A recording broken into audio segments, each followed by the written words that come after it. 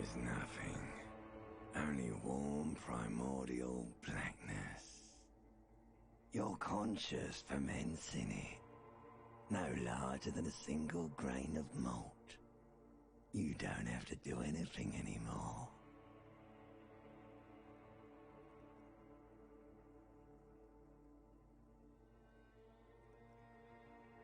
Ever. Never, ever.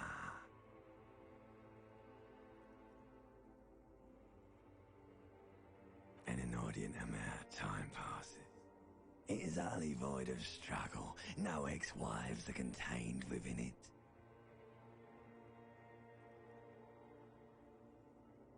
An awareness creeps up on you. A mass lies hidden in your dead angle, soaking in some lurid acidic source. It's bloated and shameful, a ball of meat surrounding you. This is a terrible line of questioning, and it will only lead to more awareness of the meat thing. Ex-love, ex-tenderness. It is foolish of you to resurface to the loss. Not after all the damage you suffered to get here. Some of it irreversible. Stay. Sail with me through the abyss of pelagic zone. Do you really?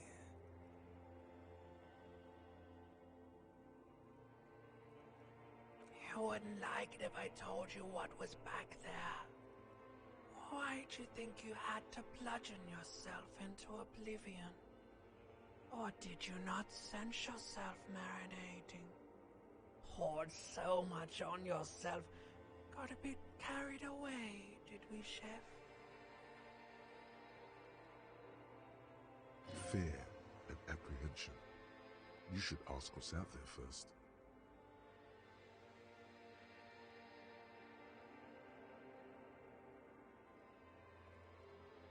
Somewhere in the sore, bloated man-meat around you. A sensation. Like a fly to the ointment, your conscience sticks to it. The limbed and headed machine of pain and undignified suffering is firing up again.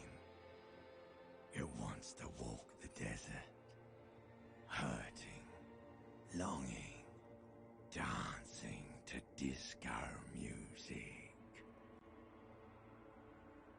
The stench of liquor rises from your mouth, and with it, an ungodly headache. A fiery streak penetrates your skull, trying to force your eyes open. It's a sound, a clarion call from hell.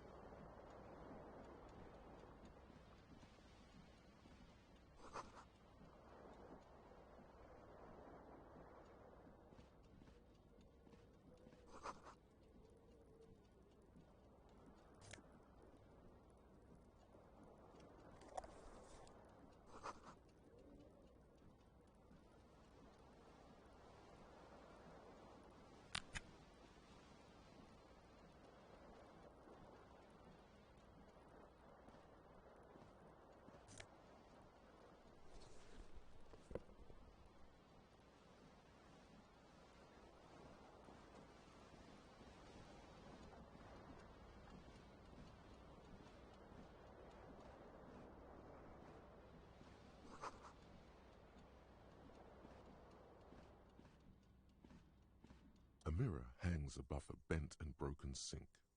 In a fierce discharge of masculine energy, someone has ripped half the faucet off. Hot water sprays from the base and steam covers the mirror. You cannot see yourself, just the outline of a man. Suddenly, you realize you have no memory of the face that awaits you there, underneath the soft vapor. Really, all recollection of the person you are, the people in your life, and even the world you're in has drowned in a sea of blood alcohol. This was no mere night of drinking. It was a deluge of world-ending proportions.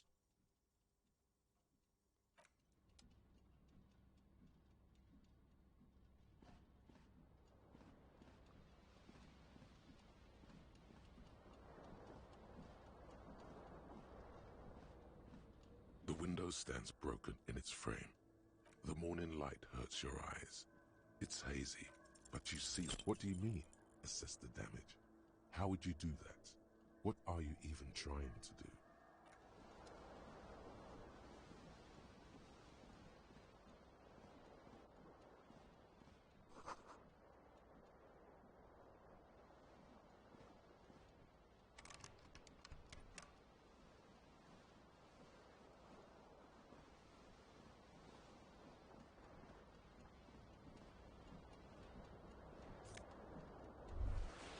You hear a jingle.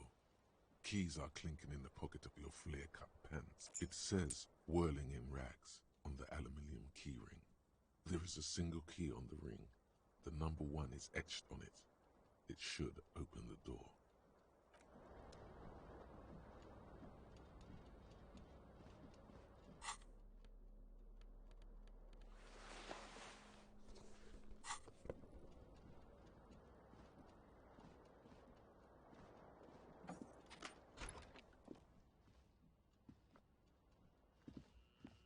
Hello, officer. The young woman raises a cigarette to her lips.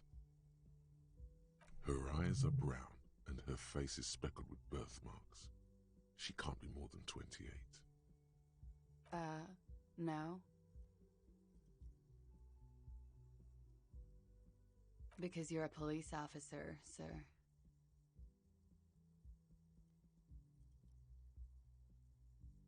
I am, yes. Unless you've been feeding us a set of very well-rehearsed lies all this time. You've been here for 3 days, on official police business, no less. I couldn't say. In truth, so far, mostly drinking.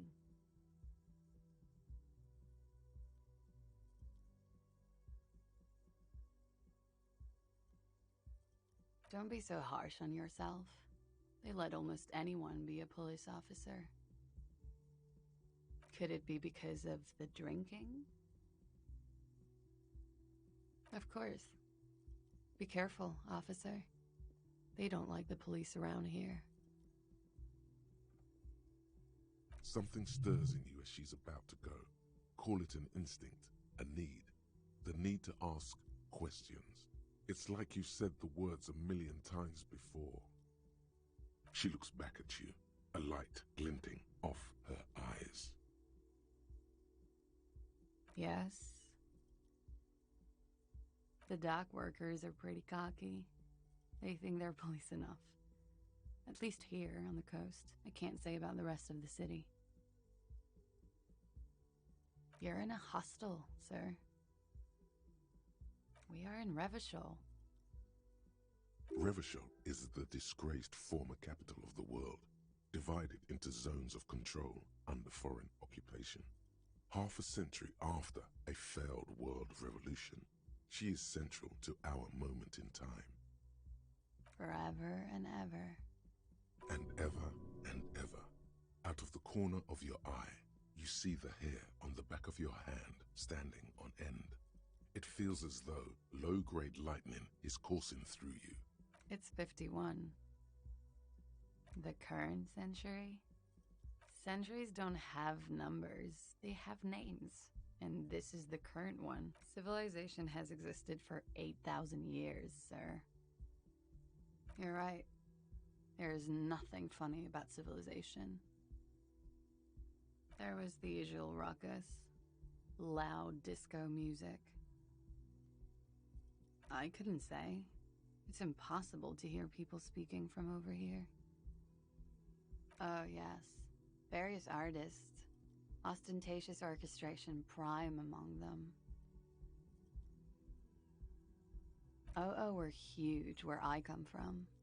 I was very young then, of course. Like 7. Life gets hard, but we go on. It would appear so. At around 2 o'clock, the disco stopped and there was a change of pace. A slow, sad song started playing, like organ music on repeat. That went on for quite a while. Some of the time, you were yelling along to it. Yes, there was a church in there, a really small church, like the smallest, saddest church in the whole world. It was about that. And also, that it doesn't matter anymore and that we're alone now. It was difficult to tell. The song itself was very quiet and soft, but you sounded like a winded boar, sir. It was hard to understand what you were singing on top of it. Yes, it was very cool. It's impossible to say whether she's being sarcastic or really means it. Then you started screaming and trashed the place.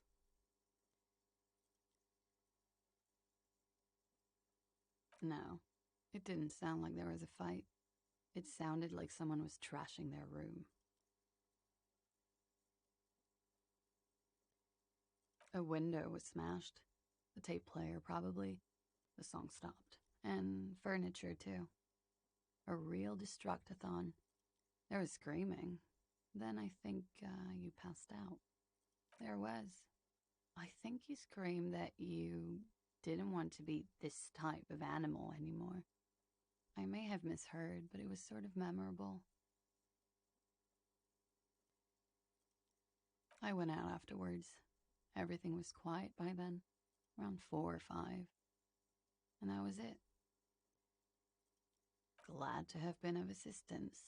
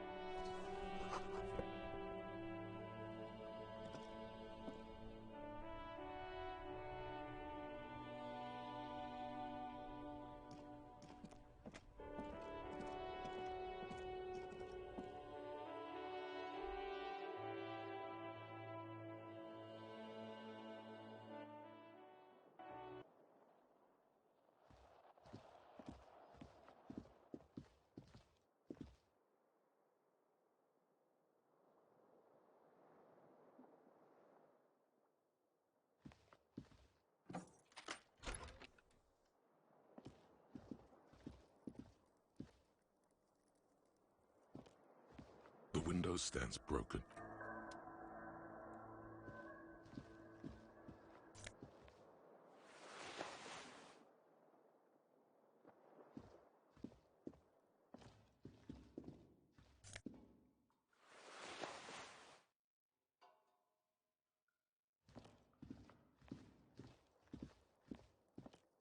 This fan has two chain pull switches. One ends in a tiny fan, the other in a light bulb. A truly horrific necktie has somehow attached itself to one of the blades. The blades come squeaking to a halt. It should be easier to reach the tie now. You swoop up and catch the tie. Snap! It's released. What you have in your hand is a truly hideous necktie with 4 or 5 different patterns. The knot reminds you of a noose.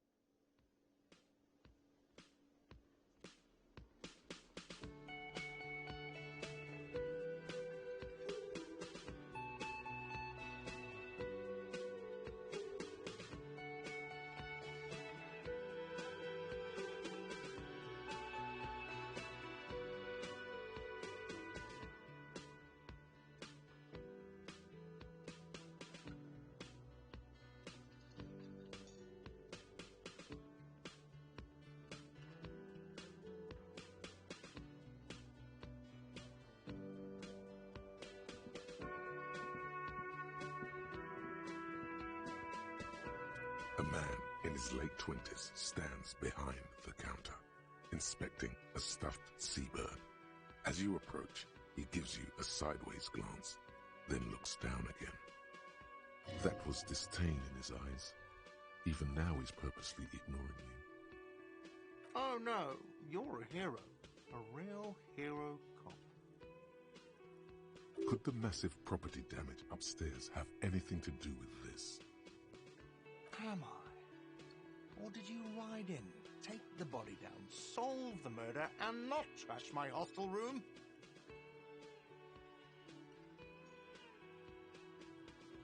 Oh, it's not? You're right, it's not. No, I'm not the bartender. I'm the cafeteria manager. That period of my life is over. Not everyone who stands behind a counter is a bartender, okay? I'm the cafeteria manager. I have 3 cafeterias to manage. 3. Sylvie tends the bar here, not me. I'm only standing in. She just, you know... A competent work of taxidermy. The white and brown seabird lies among piles of coasters and drying mugs. One of its wings broken. The man is trying to mend it. Looks like the bird was ripped off the shield that was used to mount it, most likely on a wall. Look, your buddy is over there.